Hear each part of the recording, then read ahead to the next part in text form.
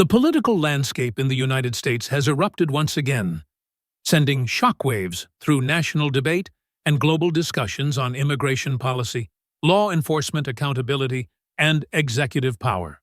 What began as a single devastating incident in Minneapolis has now escalated into a full-scale controversy, one that exposes deep fractures between federal decision-makers, local authorities, and a sharply divided public.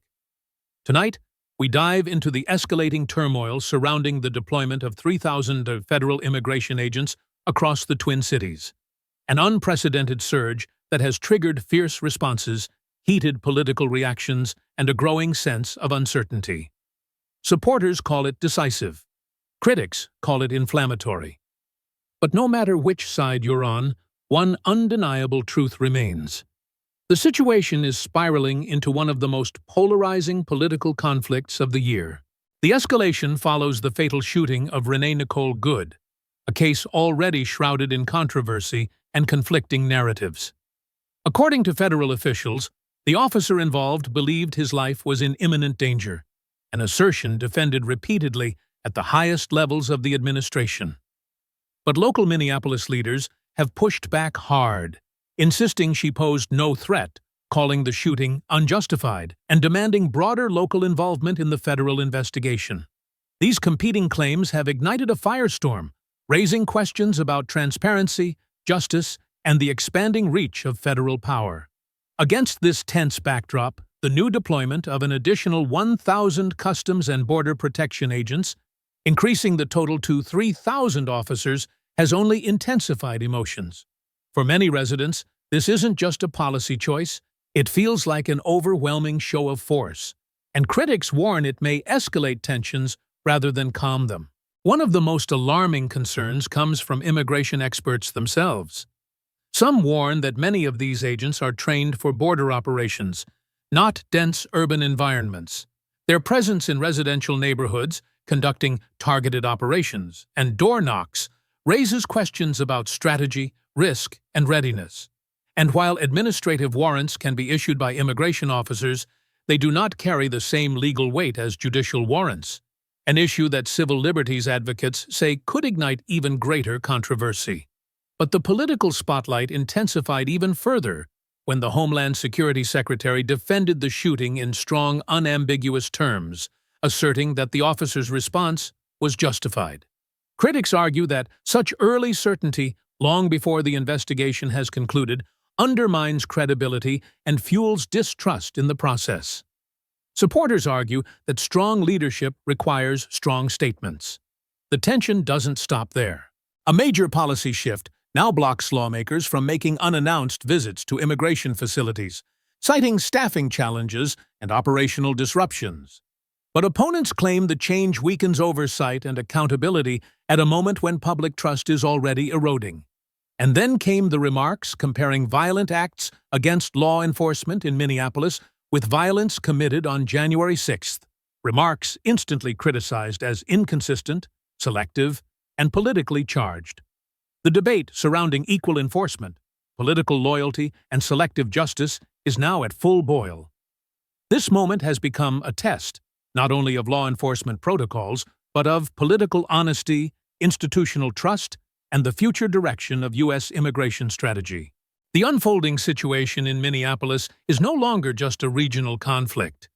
It has become a flashpoint in a much larger national debate over immigration enforcement, federal authority, and the political consequences that ripple through every level of government.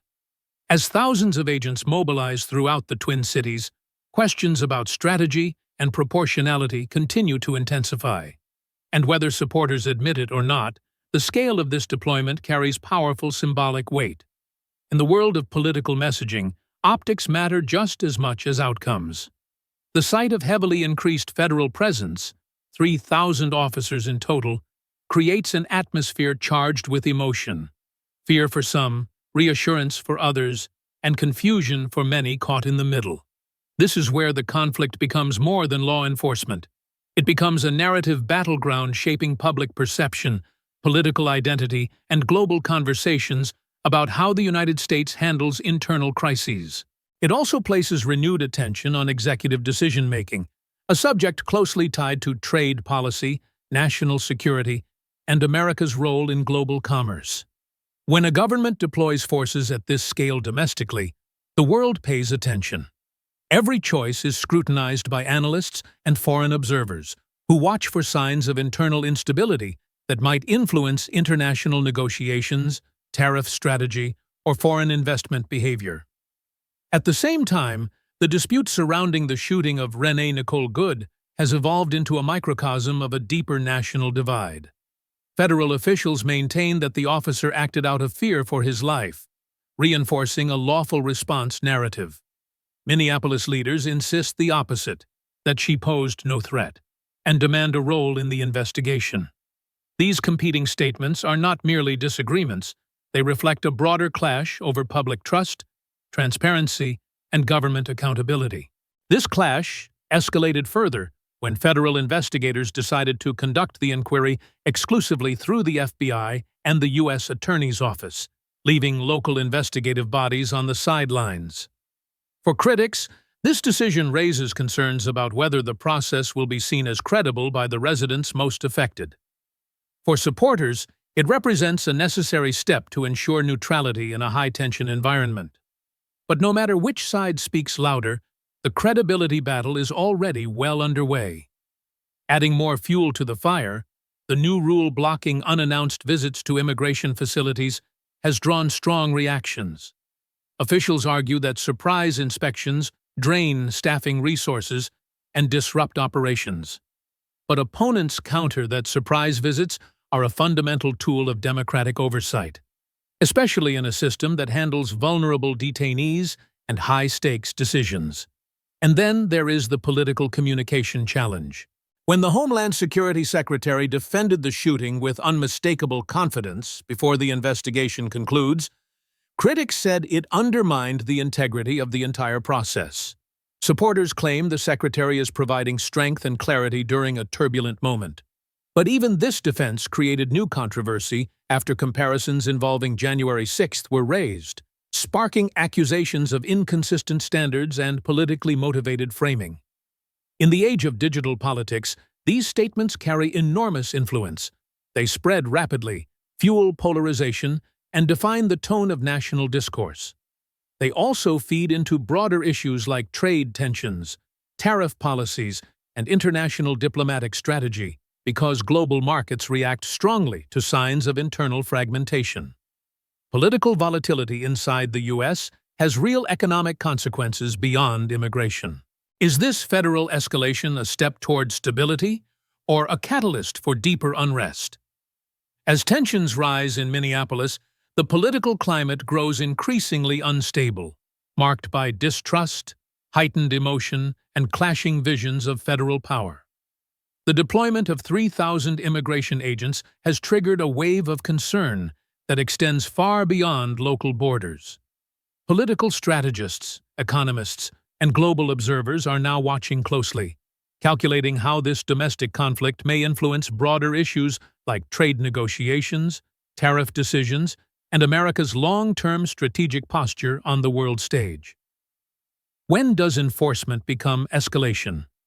This question is being asked in households, policy circles, and international forums.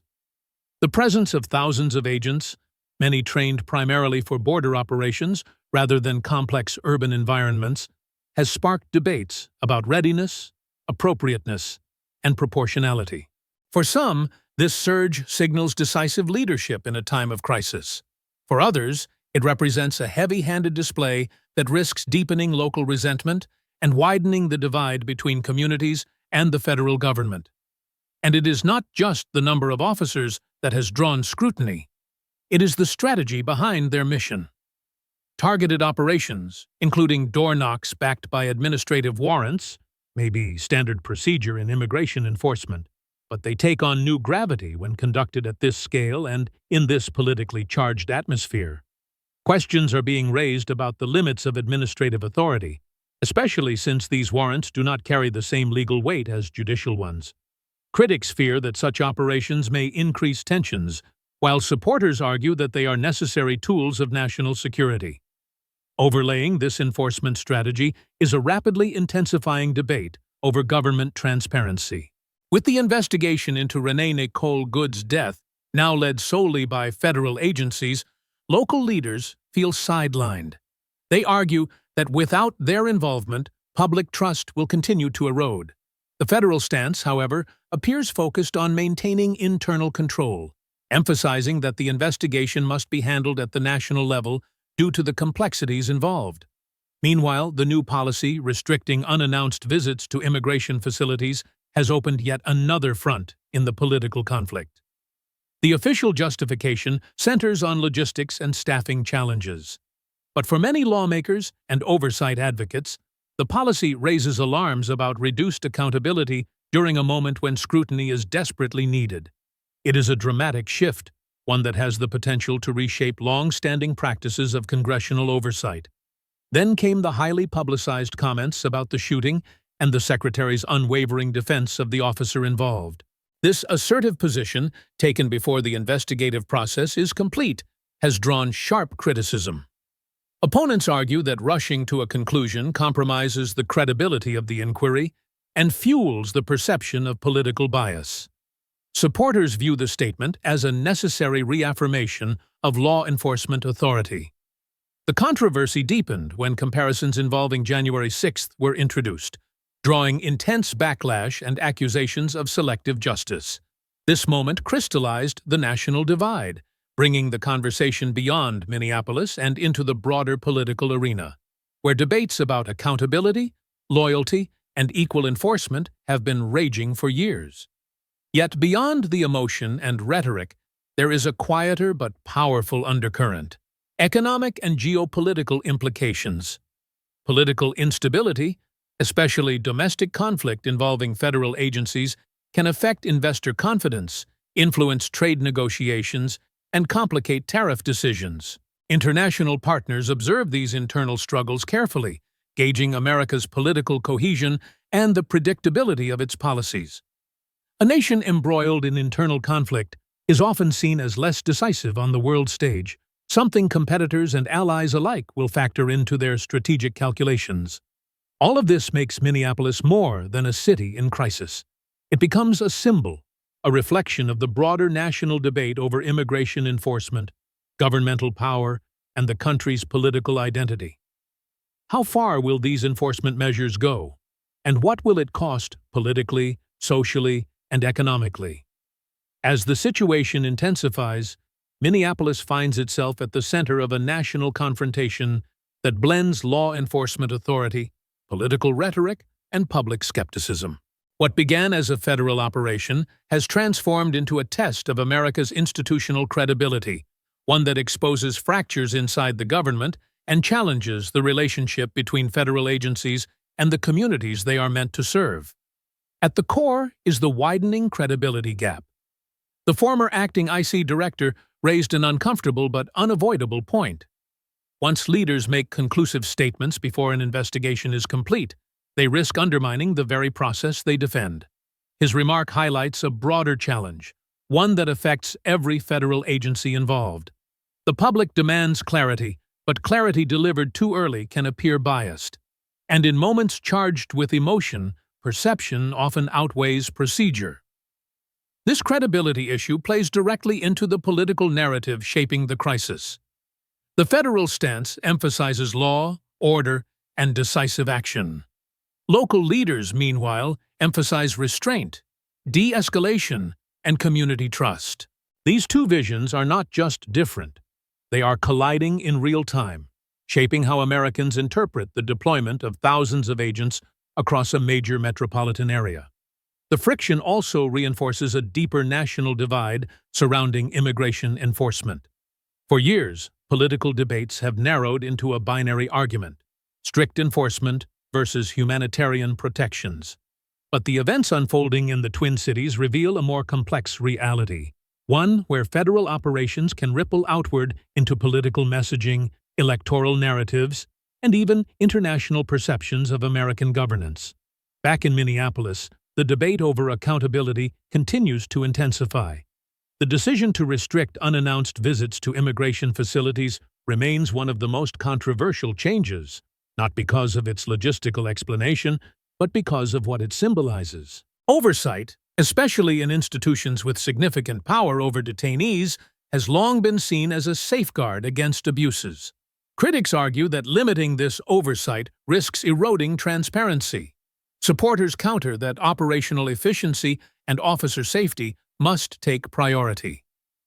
The tension between these positions reflects a broader struggle over how much is the federal response creating long-term stability, or is it setting the stage for deeper conflict? Right now, the answer remains uncertain. What is clear, however, is that the situation in Minneapolis is not isolated. It reflects a national crossroads, where immigration enforcement, political credibility, and public trust intersect in a moment charged with intensity. The deployment of 3,000 agents, the contested shooting, the oversight restrictions, and the political messaging surrounding these events will shape the narrative for months to come. These decisions will influence not only domestic opinion, but also how the world views America's political direction. The stakes are high, the emotions are real, and the consequences, both political and economic, may extend far beyond Minneapolis. This is not just a story about immigration. It is a story about power, accountability, and the future direction of a divided nation.